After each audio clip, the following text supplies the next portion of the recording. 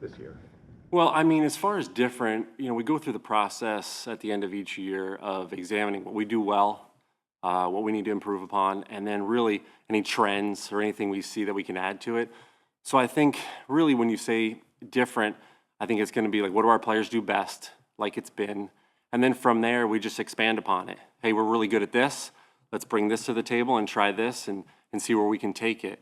And I think really when you look at just our staff as a whole, we've added some new coaches, so they bring some other layers to it too, and then the knowledge of what they have from their background. So I think as we go forward, as we build this thing together as a staff, you'll see some new wrinkles here and there, but more so it's just kind of building on what our players do best. What were your thoughts on the tush-push surviving another season anyway?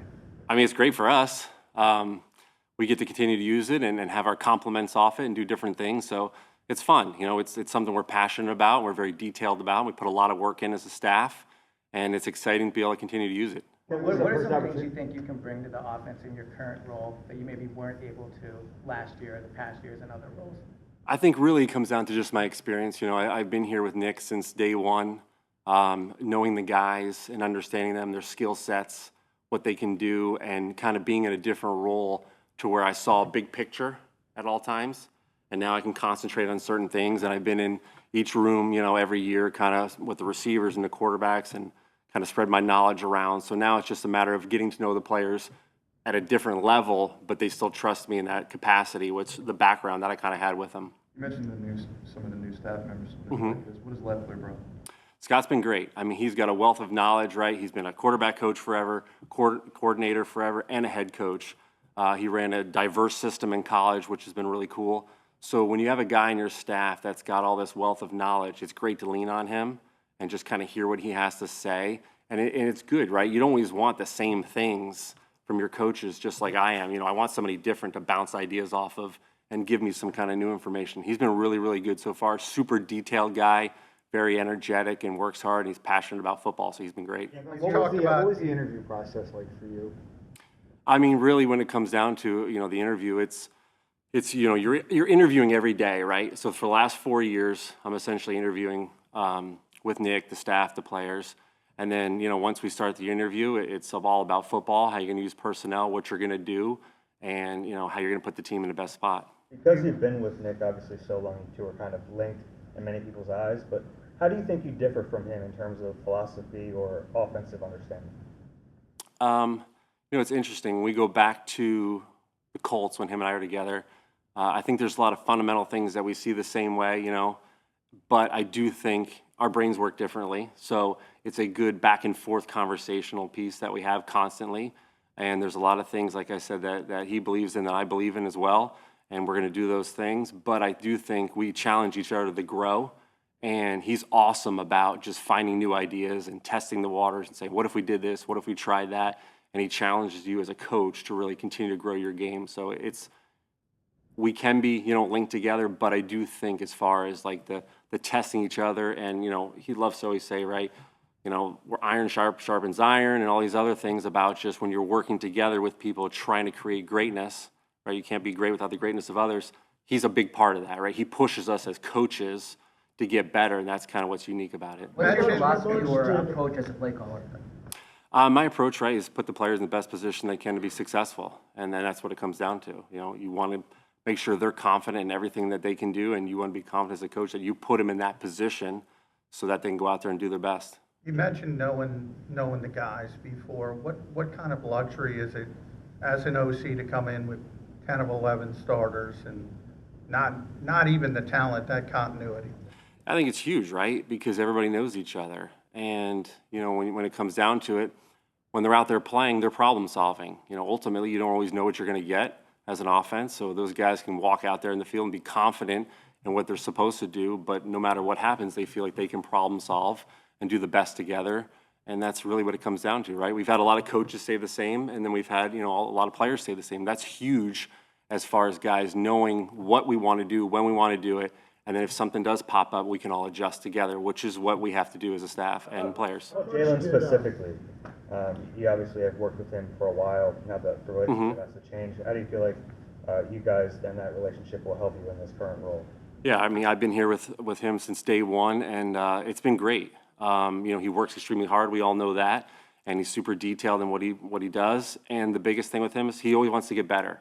And that's what's awesome. And so he's willing to listen to anybody about anything. So if he feels like it's going to get him better, he's willing to take it and try it. And then the best part of it is the dialogue after, right? So we had one practice yesterday. He's willing to try anything, and then we can have dialogue after and kind of go from there. So he's a great player for a reason. His work ethic speaks for itself. What are your guiding principles as an offensive mind? As far as What's your guiding principles as a coach? The things that you prioritize, the things that are important to you that helps set the course for your coaching. I mean, really, when it comes down to it, kind of said it before, it's put the players in the best position to be successful, and that's what it's going to come down to, right? We're going to be detailed, just like Nick says. We're going to be detailed in our fundamentals and everything we do. We'll be detailed in the scheme, and then put the players in the best position to be successful. Being around Kellen Moore last year kind of like broaden your horizons as far as being ready to be an offensive coordinator? Anytime you can get around somebody that's different, kind of outside your circle or new, right, it can expand your knowledge, right? It just kind of tests you, and it brings something different to the table and a new piece of information that you may not have had. And him and I worked very closely last year together on putting the offense together, and it was fun. I learned a lot from him, and I think the same from back and forth, right? We had a lot of conversations back and forth, what he had done in the past, whether it was Dallas or the Chargers, and what we had done here, and trying to bridge that as a staff was unique. That doesn't happen a ton, and it was really, really successful, obviously, but benefiting from his knowledge and being able to ask questions to him and the back and forth conversations, and during games, it was the same kind of thing, the back and forth. We had a very unique relationship. We didn't know each other prior to, and it went quickly to where we trusted each other, and I could lean on him and he could lean on me. So working with him last year was a huge benefit. You do have a lot of starters coming back. You did have a lot of success last year. What goes into anticipating the adjustments defenses will make this year? Yeah, I think just like every year, right? You go in saying, okay, this is the core fundamental, what teams want to do, and then you just have your kind of checklist of things that you got to go down. They could do this, they could do this, they could do that. And then you have to have your core plays that that you trust.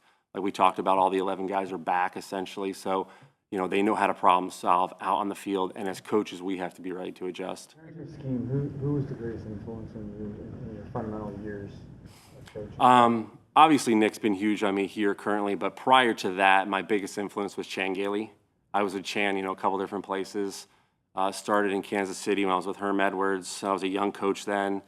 He had just come from Georgia Tech at that point, and just going through that with him was very unique. In 2008 we lost a couple quarterbacks. We ended up having Tyler Thigpen come in, and I'll never forget, we get into a staff room, and the walls are all white. There's nothing up there. He goes, all right, we got to figure out a new offense for this week. And he was willing to do anything and try anything to be successful. We ended up developing this no-huddle system. We were in the pistol, and in 2008, nobody knew what the pistol was in the NFL.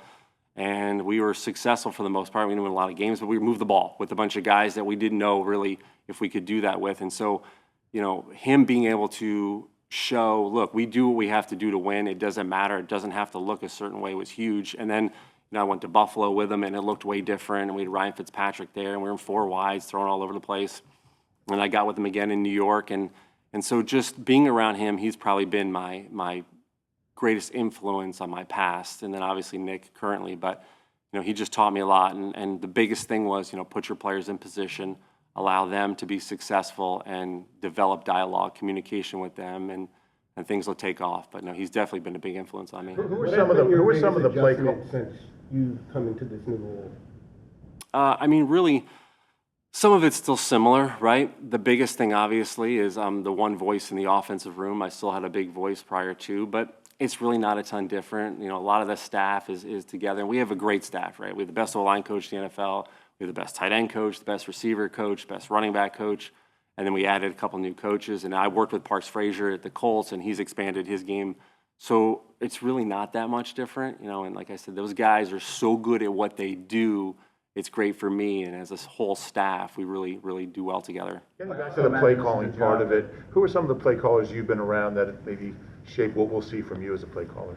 Obviously, Kellen was really good at what he did last year and just developing. And what's interesting is that, he had to kind of adjust on the fly, right, which was really cool to see.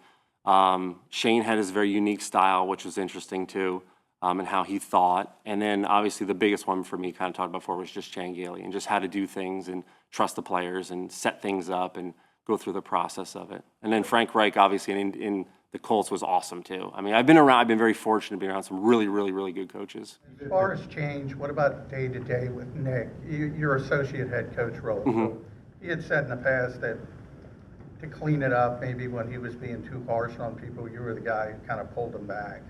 Does that change at all? No, I don't think that'll ever change. I mean, we work hand in hand. That's what we know. That's what we do.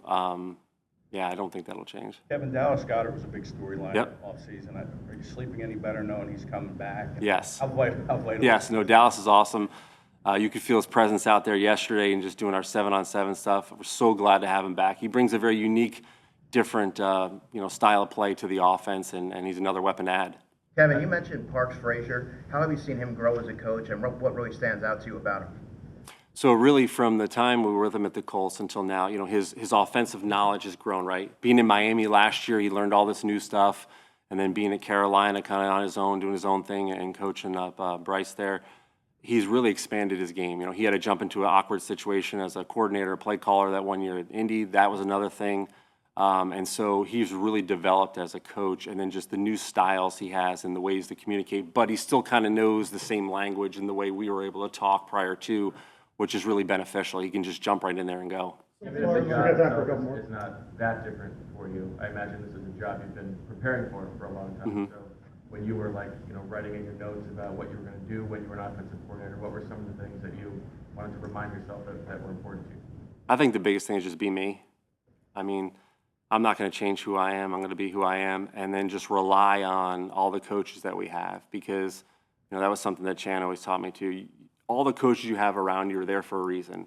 So don't just all of a sudden think you're going to do it yourself, right? And lean on those guys and lean on what they're experts at, and really that'll give you the best chance to be successful. What are you seeing from Saquon, now that he's back after such a heavy workload this past season and everything, like just how he's looking so far? Yeah, he's been great. I mean, he looks like the same guy. I mean, it's unbelievable how he's able to do that and continue to go day in and day out, and he looked in regular season mode yesterday running routes, so it was pretty cool. Is the verdict going to stay pretty much the same? Yeah, I don't think we'll change too much, right? We've kind of had the Eagles' offense is what we've kind of been running essentially the last 4 years, and we'll kind of keep it in that grouping of words, just because the continuity of everybody, it'll be a lot easier, and then we can make adjustments or add stuff within things because that kind of baseline language is already built.